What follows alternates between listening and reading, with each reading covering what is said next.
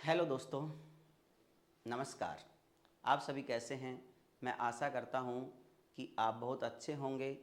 Math with Ajit sir YouTube channel पर आपका हार्दिक स्वागत है, अभिनंदन है।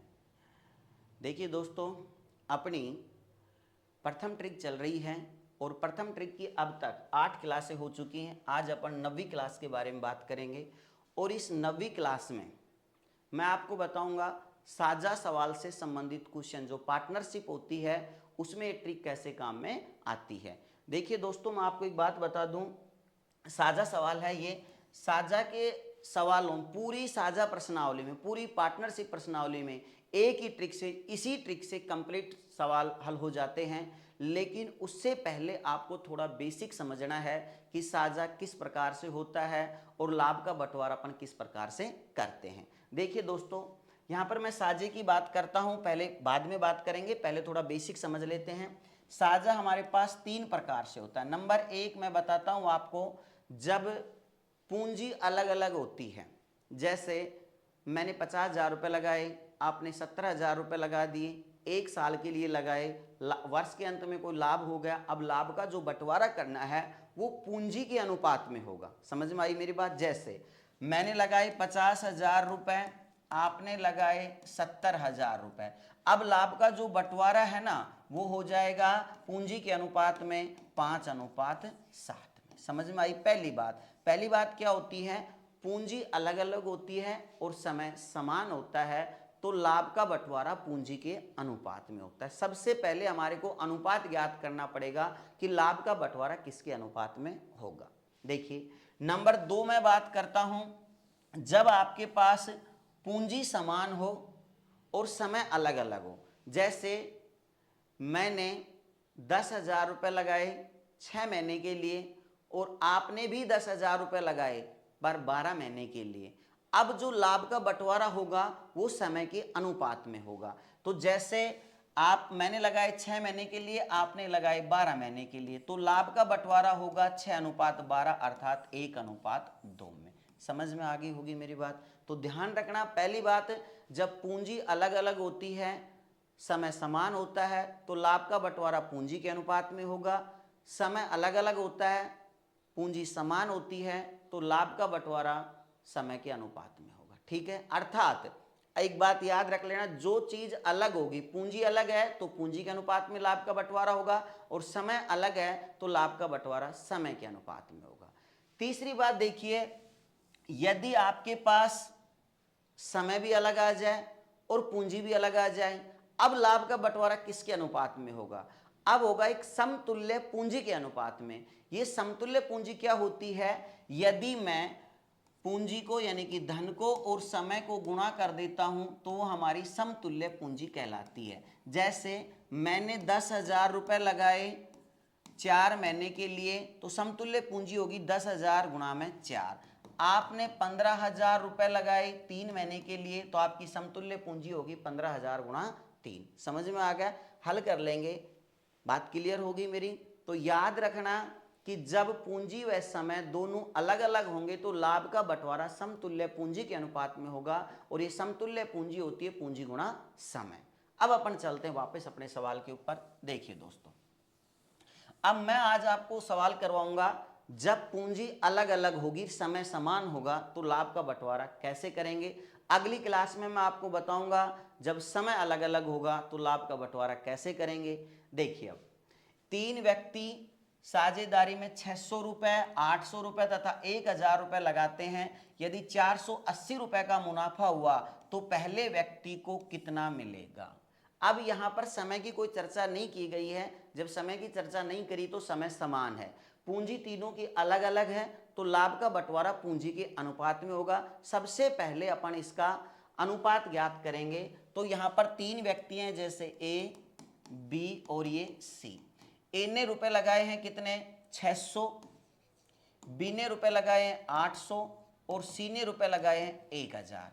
तो हल करेंगे, 2 जीरो से 2 जीरो, ये कटी गई, 3 दूनी 6, 4 दूनी 8, 5 दूनी 10। तो इनका जो लाभ का बंटवारा होगा मेरे विद्यार्थियों, वो 3:4:5 के अनुपात में होगा। अब यहां पर यदि 480 रुपए का मुनाफा होता है, हमारे को यहां पर लाभ दिया गया है 480 का।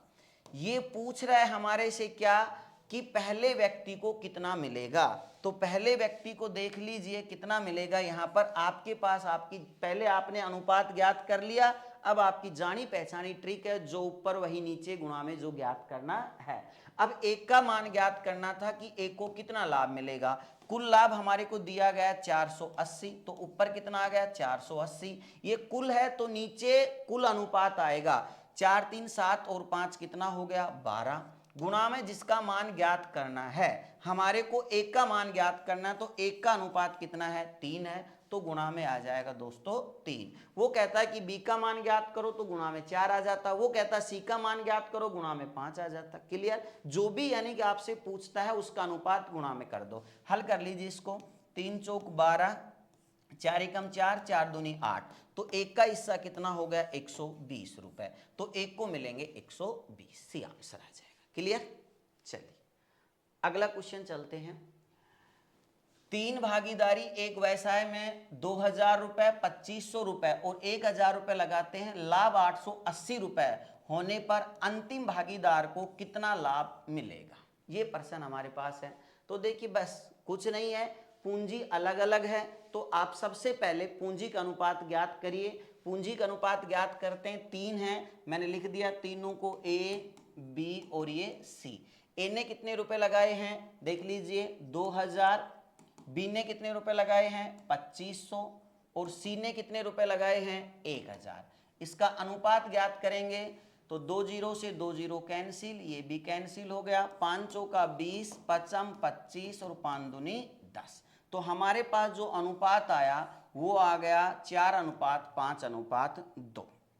देखिए अब यहां पर दिया गया था हमारे को कुल लाभ 880 रुपए का, तो कुल लाभ हमारे को दिया गया है 880 रुपए।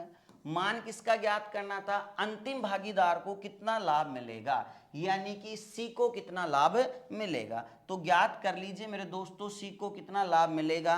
तो देखो 880 कुल लाभ है, तो नीचे कुल अनुपात आ जाएगा 5 और 4 9 और 2 11 आ गया। मान किसका ज्ञात करना आपको सी का, तो सी का अनुपात आपके सामने कितना है 2 है, तो गुणा में 2 आ गया, 11 8 88 और 8 दूनी 16, कितना हो गया हमारे पास 160। तो आंसर क्या आ गया डी आ गया।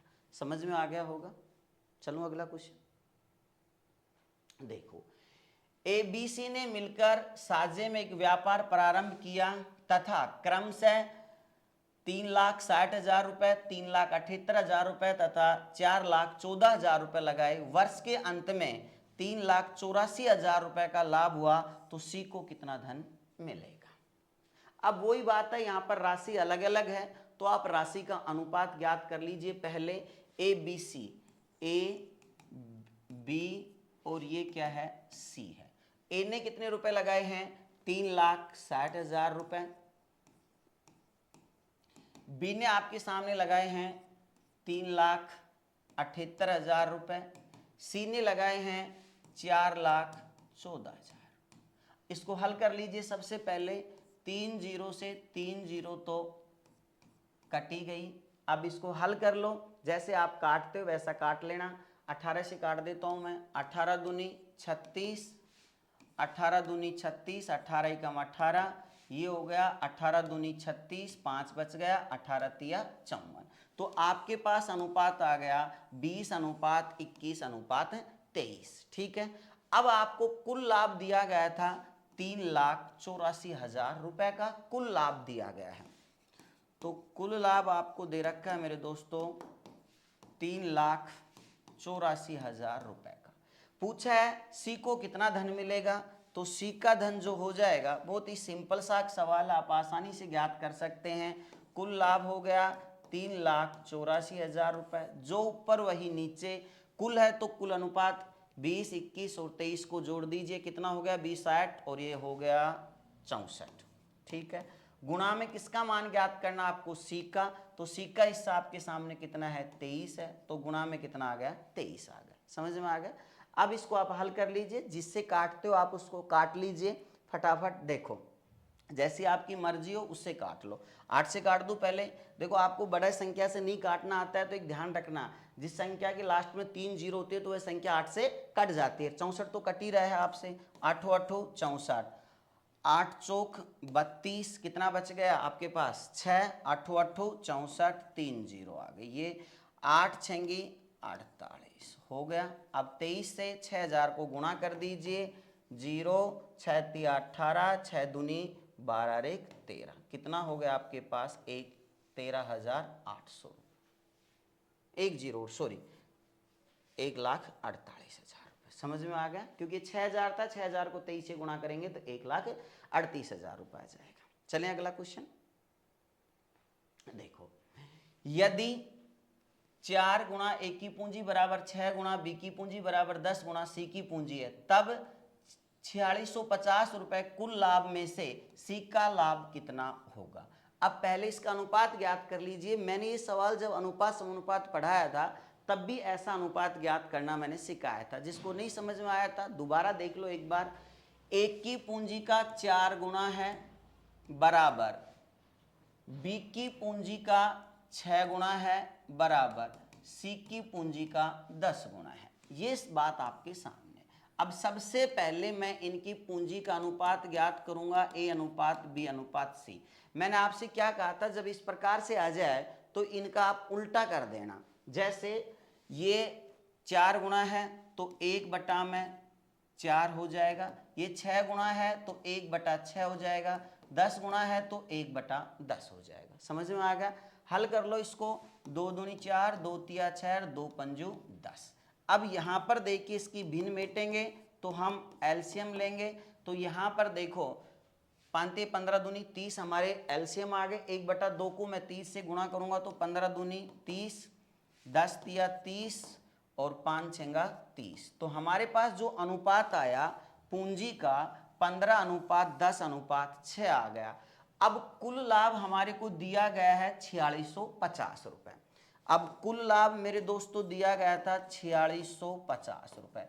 किसका लाभ पूछा है? सी का लाभ। तो सी का जो लाभ आएगा आपके सामने यहां पर देख लीजिए, 4650 रुपए कुल लाभ है। तो कुल लाभ है तो नीचे कुल अनुपात आ जाएगा, जोड़ लीजिए इसको 25, 15 और 10 25 और 6 कितना हो गया 31 बटा में सी का मान ज्ञात करना है। तो सी का मान आपके सामने कितना है 6 है, तो गुणा में कितना आ जाएगा 6 आ जाएगा। हल कर लो इसको, 31 से काट लीजिए, 31 एकम 31। अब देखो 31 एकम 31, 46 में से अब आपको क्या घटाना है 31 घटाना है। 46 में से 31 कितना बच गया 5 और 1 15, क्या उतार लिया अपन ने 5। ठीक है, अब ये कितनी बार कट गया 5 बार, 31 पंजे 155 और 0 क्या हो गया हमारे पास 15 6 90। तो कितना आ गया ये 900 रुपए। तो आंसर क्या आ जाएगा बी आ जाएगा। समझ में आ गया होगा। आज की क्लास हम यहीं पर समाप्त करते हैं दोस्तों, बाकी बात करेंगे कल। धन्यवाद।